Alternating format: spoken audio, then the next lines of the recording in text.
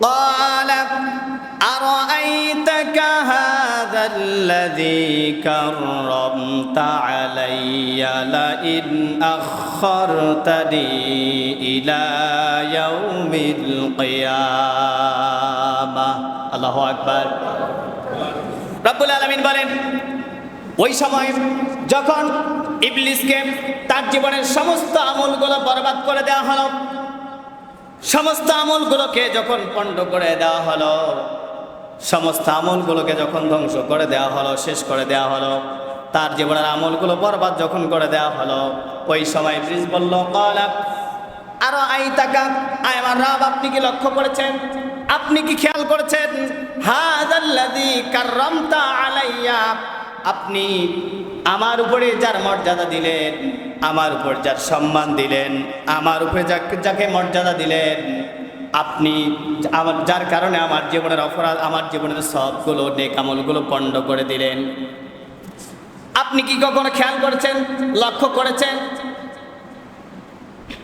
তখন ইবলিস আল্লাহর দরবারে আরজি করে বসলো। যখন তাকে মরদুদ বলে ঘোষণা করলো, ইবলিস আল্লাহর দরবারে আরজি করে বসলো, রব্বে কারীম, যার কারণে আমার জীবনের অপরাধগুলো পণ্ড হয়ে গেল, নষ্ট হয়ে গেল, যার কারণে আমার জীবনের সমস্ত নেক আমলগুলো আপনি নষ্ট করে দিলেন, ধূলিসাৎ করে দিলেন, আমার কিছু চাওয়া পাওয়া আছে, আমার কিছু আপনার কাছে আরজি রয়েছে। আল্লাহ বললেন কি আরজি বলো? ইবলিস বলল আমার 4 দফা আরজি আছে, 4টা দফা আমার আরজি আছে, আবেদন রয়েছে, আমার চাওয়া রয়েছে, আমার পাওয়া রয়েছে, আমাকে 4 দফা জিনিস আমাকে দিতে হবে, 4টা জিনিস দিতে হবে। আল্লাহ বললেন ঠিক আছে দেব দেব, বলো। ইবলিস জারি করল লা ইন আখখারতানি ইলা ইয়াউমিল কিয়ামাহ, আল্লাহু আকবার বলেন। ইবলিস আল্লাহকে বলল রব্বুল কারীম, তোমার এই আদম সন্তান কতদিন পর্যন্ত দুনিয়ার জমিনে জীবিত থাকবে, দুনিয়ার জমিনে তারা কতদিন পর্যন্ত থাকবে? রব্বুল আলামিন বলল আমার আদম সন্তান, আমার বান্দা বান্দিরা তারা কিয়ামত পর্যন্ত দুনিয়ার জমিনে থাকবে। সুবহানাল্লাহ বলেন, ওইটা আরেকটু জোরে বলেন। কিয়ামত পর্যন্ত তারা দুনিয়ার জমিনে বসবাস করবে, কিয়ামত পর্যন্ত থাকবে। ইবলিস বলল লা ইন আখখারতানি ইলা ইয়াউমিল কিয়ামাহ, রব্বুল আলামিন যদি কিয়ামত পর্যন্ত থাকে, তোমার কাছে প্রথম আবেদন আমাকে কিয়ামত পর্যন্ত অবকাশ দিতে হবে, হায়াত দিতে হবে। আল্লাহ বললেন ঠিক আছে দাও, মঞ্জুর করলাম, তোমাকে কিয়ামত পর্যন্ত হায়াত দেওয়া হলো। এরপরে ইবলিস আল্লাহর দরবারে আরজি করে বসলো, শুধু হায়াত দিলেই হবে না, এই আদম সন্তানেরা দুনিয়ার জমিনে ভালো ভালো কাজ করবে, তোমার ইবাদত বন্দেগী করবে, যার কারণে তুমি তাদের জন্য জান্নাত তৈরি করে রেখেছো, জান্নাত তুমি তাদেরকে দিবা।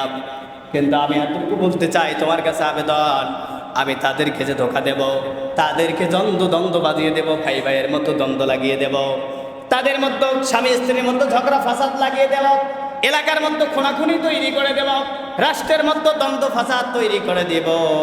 যদি তারা দেখতে পায় এই যে শয়তান আমাদের মতো দ্বন্দ্ব লাগিয়ে দিয়ে চলে গেল, ভাই ভাইয়ের মতো ঝগড়া ফাসাদ লাগিয়ে দিয়ে চলে গেল, এই যে স্বামী স্ত্রীর মধ্যে দ্বন্দ্ব ফাসাদ লাগিয়ে দিয়ে তালাক দিয়ে এই যে শয়তান চলে গেল, এই যদি তারা আমাকে ধরতে পায়, তাহলে তো হাড়হাড্ডি করে ছাড়বে। তাহলে কি করতে হবে?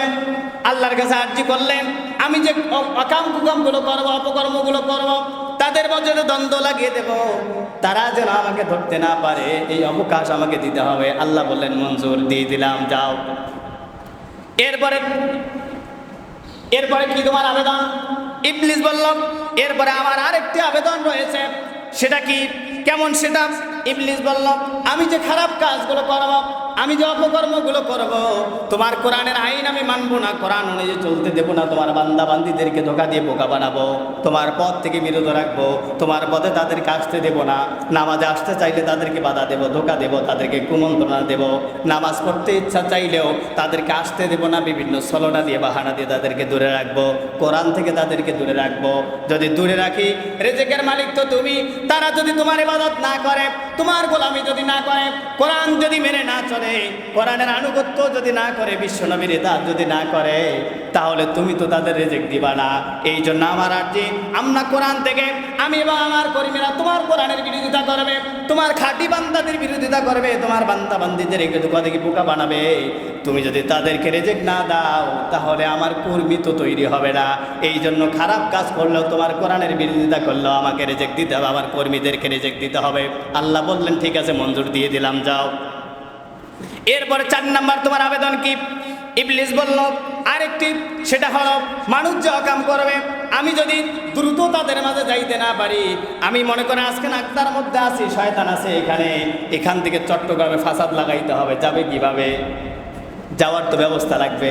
এই জন্য আল্লাহর কাছে আবেদন করলো, আমাকে এমন পাওয়ার দিতে হবে, আমাকে এমন সুযোগ দিতে হবে, এমন শক্তি দিতে হবে, আমি যেন মানুষের শিরায় শিরা, রক্তের শিরায় শিরা চলতে পারি, এই সুযোগটুকু অবকাশটুকু দিতে হবে।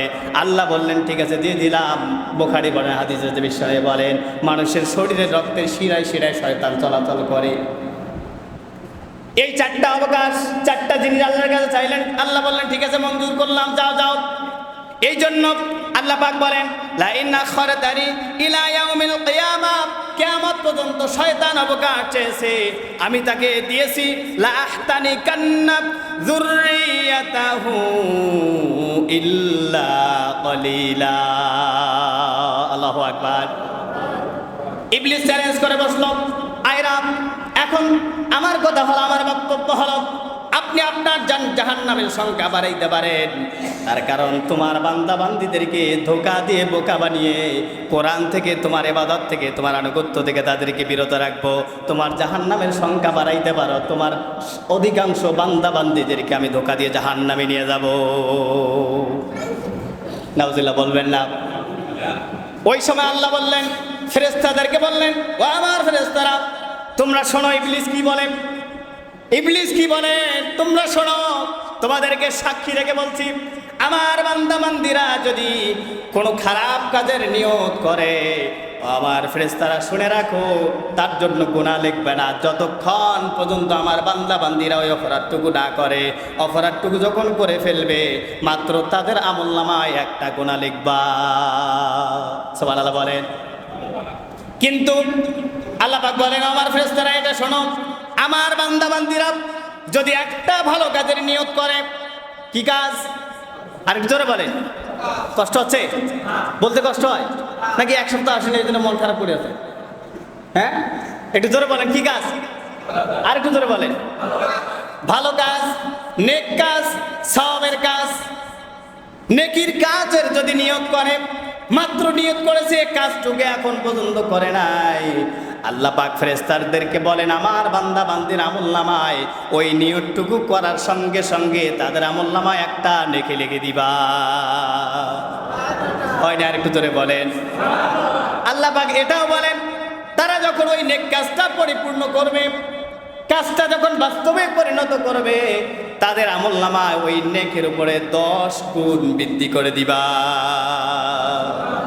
আল্লাহ পাক চ্যালেঞ্জ করে দিলেন, যাও যাও, লা আহতানি কান্না যুররিয়াতাহু ইল্লা কলিলা।